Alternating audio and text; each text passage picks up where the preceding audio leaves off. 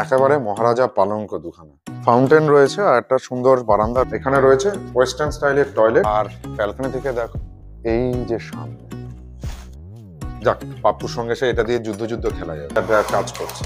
বেশ ভালো swimming pool এখানে রয়েছে, বাথিং এনক্লোজারও এখানে প্রোভাইড হয়েছে। 1919 কিলোমিটারের সুদীর্ঘ জার্নি কমপ্লিট করে 35 ঘন্টা পর আমরা এসে পৌঁছালাম যোধপুরে, আমাদের আগে থেকে বুক করে রাখা হোটেল কৃষ্ণা প্রকাশ হেরিটেজ হাভেলিতে। হ্যাঁ, পিছনে যেটা দেখছো সেটাই হচ্ছে আমাদের যোধপুরের হোটেল। মানে আগামী দুদিন, আজকের রাত্রি, কালকের রাত্রি আর পরশুদিন সকাল পর্যন্ত আমাদের 4 জনের অস্থায়ী ঠিকানা কিন্তু এই হোটেলই। booking.com থেকে আমি দেখে একটা হাভেলি স্টাইলের হোটেল, মানে যেখানে একটু রাজপুত স্টাইল থাকবে, সেই জায়গাটায় হোটেলটাই বুক করেছি। হোটেলে ঢুকতে প্রথমেই বাঁহাতে যেটা পড়বে, মেন গেট দিয়ে ঢোকার পরে রিসেপশন এরিয়া। এখানে আমরা অলরেডি আগেই আমাদের যে ফর্মালিটিস সমস্ত কিছু আমরা কমপ্লিট করে নিয়েছি। মানে এখানে আই কার্ড দিয়ে যা যা করার, অ্যালটমেন্ট, রুম চাবি, এই সমস্ত কিছু আমরা করে ফেলেছি। এটা হচ্ছে রিসেপশন এরিয়া বা অফিস ডেস্ক। আর যেটা আসছে গেট দিয়ে ঢুকেই ডান হাতে কিন্তু রয়েছে পার্কিং লট। এখানে দেখতে পাচ্ছ আমাদের অতীব নোংরা হয়ে গেছে, কিন্তু খুব ভালো সার্ভিস দিয়েছে, আমাদের গাড়ি কিন্তু এখানে পার্ক হয়েছে। হোটেলে ঢুকেই প্রথমে কিন্তু একটা ফাউন্টেন রয়েছে আর একটা সুন্দর বারান্দা রয়েছে, যেটা নাকি পুরনো রাজস্থানের যে কালচার বা যে ঘরানা সেটাকে কিন্তু তুলে ধরছে। আর যেটা রয়েছে এখানে সেটা হচ্ছে, চলো সেটা কি এসেই দেখাই। বেশ কিছু সিঁড়ি দিয়ে নেবে ওঠানামা করে তারপরে আসতে হচ্ছে।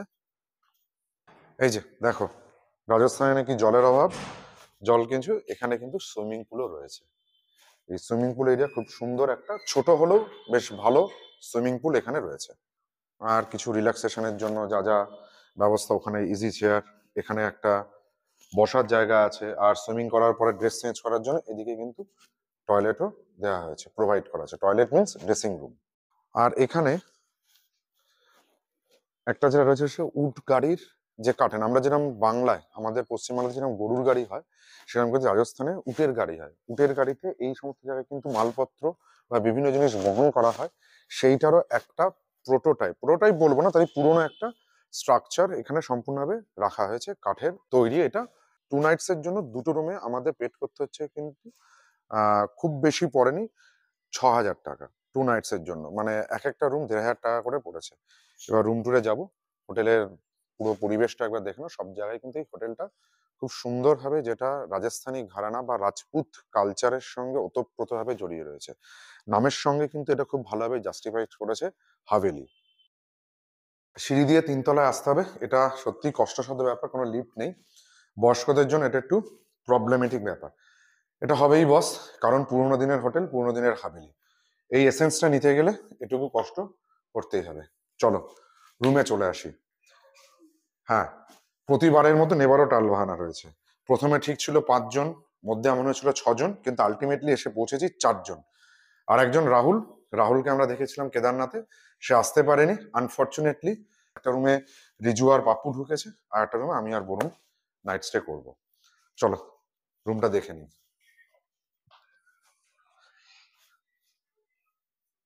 এই রুমটা হচ্ছে রিজু আর পাপ্পুর রুম।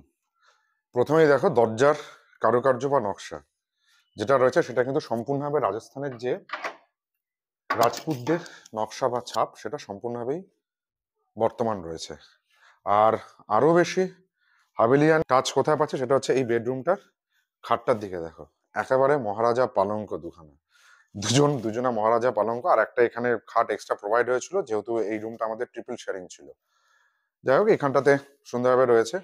আর রুমের ভেতরে কিছুই বলা হয়, বেসিক যে ফেসিলিটিস যেগুলো তো আছেই, তার সঙ্গে সঙ্গে কি রয়েছে দেখো।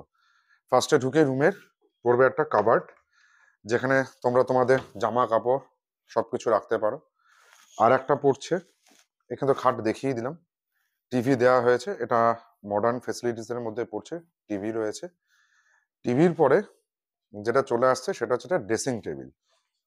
এই ড্রেসিং টেবিলটাও কিন্তু একেবারে সেই তখনকার দিনের রাজপুতের মানে ছাপ পড়ে রয়েছে। আর অবভিয়াসলি এটা কিন্তু রাজপুতদের নয়, এটা বর্তমানে রয়েছে টি মেকার রয়েছে যথেষ্ট পরিমাণে। এখানে কফি, টি ব্যাগ, চিনি, দুধ সবকিছু দেওয়া রয়েছে, যেটা দেওয়া হয় আর কি। আর এখানে একটা ছোট মিনিয়েচার ফ্রিজ আছে। এখানে চাইলে গরমকালে আসলে তোমরা তোমাদের ড্রিঙ্কস, ড্রিঙ্কস বলতে হতে পারে সফট ড্রিঙ্কস হতে পারে, হার্ড ড্রিঙ্কস হতে পারে, ইট মাইট বি, যাই হোক না কেন সেগুলো তোমরা রেখে কিন্তু এখানে ঠান্ডাভাবে খেতে পারো। আর এটা কিন্তু ওয়ার্কিং কন্ডিশনে রয়েছে।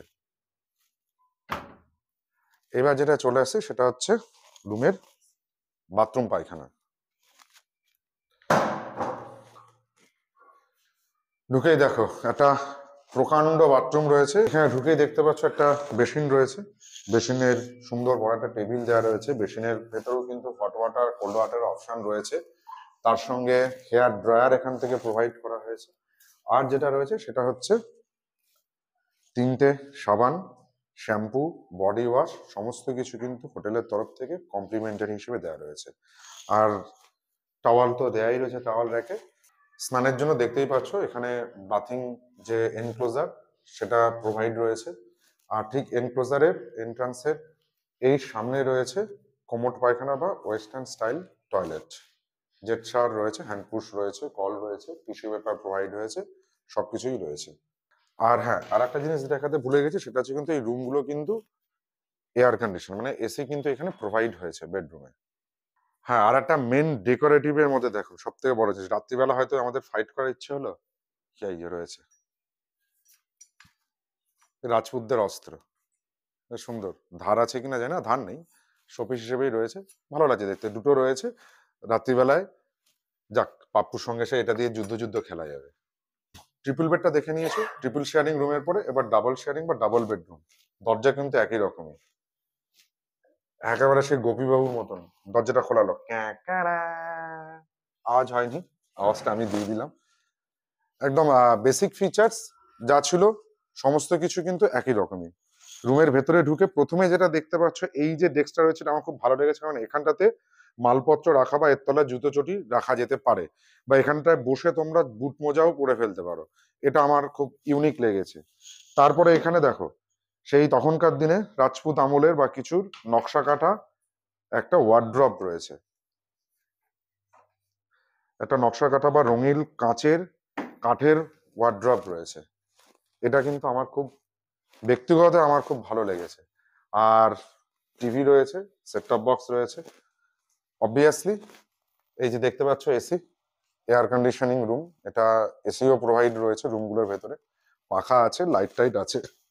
আর তারপরে যেটা আছে সেটা হচ্ছে এই কাঠের ওয়ার্ড্রপ, এর ভেতরে জামা কাপড় রাখা, জিনিসপত্র রাখা, সবকিছু রাখতে হবে। তবে হ্যাঁ, একটা জিনিস মাথায় রাখতে হবে, এটা কিন্তু লক অ্যান্ড কির অপশন নেই। তবে আমার মনে হয় বেশি ভ্যালুয়েবল জিনিস না রাখাই ভালো। আর হ্যাঁ, বসার জন্য বা বসে টাইম স্পেন্ড গল্প করা বন্ধুদের সঙ্গে বা প্রিয়জনের সঙ্গে, তার জন্য রুমে যেটা টেবিল চেয়ার সবকিছুই রয়েছে। এই টেবিল চেয়ারে বসে বসে মেনু কার্ডও দিয়ে রেখেছে হোটেলের তরফ থেকে, কি ইভিনিং এ কি স্ন্যাক্স হবে, কি হবে, চায়ের সঙ্গে কফি না কফির সঙ্গে পকোড়া, সবকিছুই আলোচনা করে কিন্তু এই চেয়ার টেবিলে বসে করা যাবে। আর সবকিছু করার পর ঘুরে টুরে এসে ক্লান্তি দূর করার জন্য রয়েছে এই ডবল বেডের খাট। এই খাটটাও কিন্তু সম্পূর্ণভাবে কাঠের তৈরি। ওদের পালঙ্ক স্টাইল ছিল, এটা পালঙ্ক না হলেও খারাপ নয়, বেশ ভালোই। এবার চলো এই রুমটার পায়খানা বাথরুমটা দেখে নিই। দুটো রুমে যেরকম ছিল সেটা একই রকমই আছে। দরজা দিয়ে ঢুকেই একটা র্যাক প্রোভাইড হয়েছে, র্যাকে কিন্তু দুটো বড় সাইজের টাওয়েল, যেটা আর কি স্নান টান করে গা মোছার জন্য প্রোভাইড হয়েছে। আর একটা দেওয়া আছে ছোট টাওয়েল, এটা মুখ টুক মোছার জন্য রয়েছে। ঠিক উপরে প্লাগ অ্যান্ড সুইচ অনেক কিছু রয়েছে, এখানে হেয়ার ড্রায়ারও রয়েছে। হেয়ার ড্রায়ার, হ্যাঁ হেয়ার ড্রায়ার কাজ করছে, সুন্দরভাবে কাজ করছে হেয়ার ড্রায়ার। এখানে রয়েছে বেসিং টেবিল, ড্রেসিং নয়, বেসিনের টেবিল। এখানেও ওই হট ওয়াটার আর কোল্ড ওয়াটার প্রোভাইড রয়েছে। আর এখানেও কিন্তু ওই রুমের মতনই body wash, shampoo, moisturiser cream, moisture cream, তারপরে হচ্ছে বডি জেল আর সাবান 3 পিস করে প্রোভাইড করা হয়েছে। আর এখান থেকে এই চলে আসার পরেই এখানে রয়েছে ওয়েস্টার্ন স্টাইলের টয়লেট, আর হ্যান্ড শাওয়ার আছে, কল আছে, গিজার ফেসিলিটি আছে, আর বাথিং এনক্লোজারও এখানে প্রোভাইড হয়েছে। একটা স্পেশাল ফিচার্স এই ডবল বেডরুমটাতে রয়েছে, কি আছে সেটা হচ্ছে, এসো দেখাই।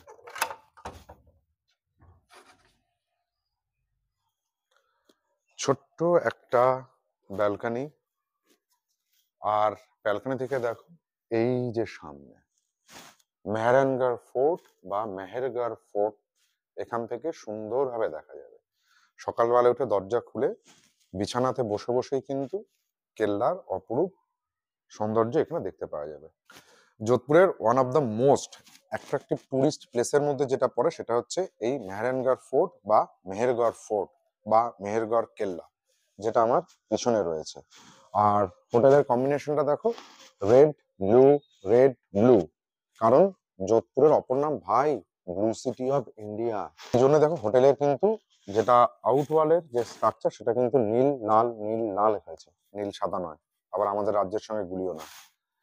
আর পেছনের যে ফোর্টটা দেখলে তো, এই ফোর্টটার ঠিক পিছন দিকেই কিন্তু ব্লু সিটি, যেটার জন্য যোধপুরের নাম পড়েছে ব্লু সিটি অফ ইন্ডিয়া।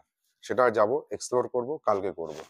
আপাতত এইটা হচ্ছে আমাদের হোটেল কৃষ্ণা প্রকাশ হেরিটেজ হাভেলি এক্সপ্লোরেশন।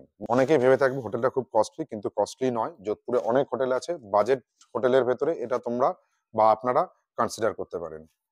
এই পর্বে এই পর্যন্তই। যদি ভিডিওটা ভালো লাগে তাহলে ভিডিওটিকে লাইক করো, আর শেয়ার করো, কমেন্ট করো, আমাদের চ্যানেল ট্রাভেলার্স ডায়েরিকে সাবস্ক্রাইব করো।